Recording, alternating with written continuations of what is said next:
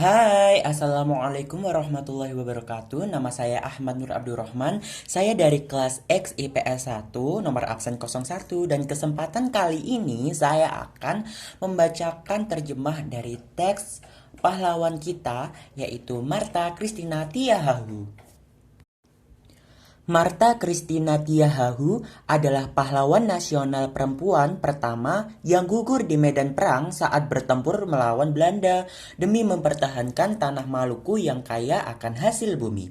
Ia lahir di Nusa Laut, Maluku, 4 Januari 1800 dan dibesarkan seorang diri oleh ayahnya, Kapitan Paulus Tiahahu, yang merupakan kawan baik dari Thomas Matulesi atau Kapitan Patimura.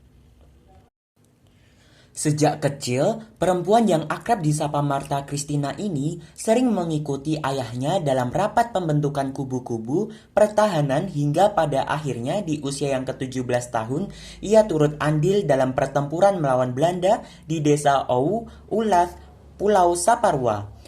Dalam pertempuran itu, ia memimpin pasukan perang wanita dan mengobarkan semangat juang pada pasukan agar terus ikut mendampingi pasukan laki-laki dalam perebutan wilayah Maluku dari penjajah, hanya berbekal bambu runcing dengan ikat kepala melingkar di kepala.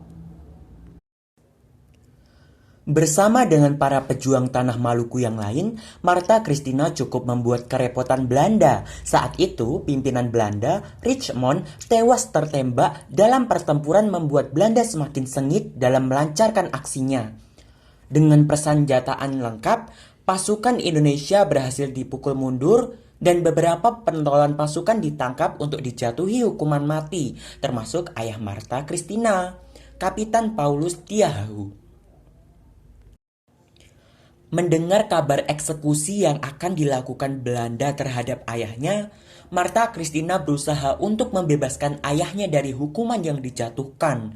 Namun, usahanya sia-sia. Ayah Martha Christina meninggal dalam eksekusi yang dilakukan Belanda terhadap beberapa pejuang Indonesia di tanah Maluku yang berhasil ditangkap.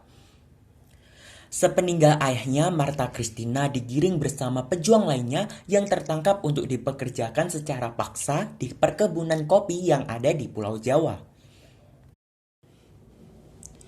Namun, dalam perjalanan menuju Pulau Jawa, tepatnya di kapal Everstin, Martha Christina melanjutkan aksi pemberontakannya terhadap Belanda dengan aksi mogok makan dan mogok pengobatan. Dalam aksinya tersebut, akhirnya Martha Christina meninggal di perjalanan menuju Pulau Jawa pada tanggal 2 Januari 1818.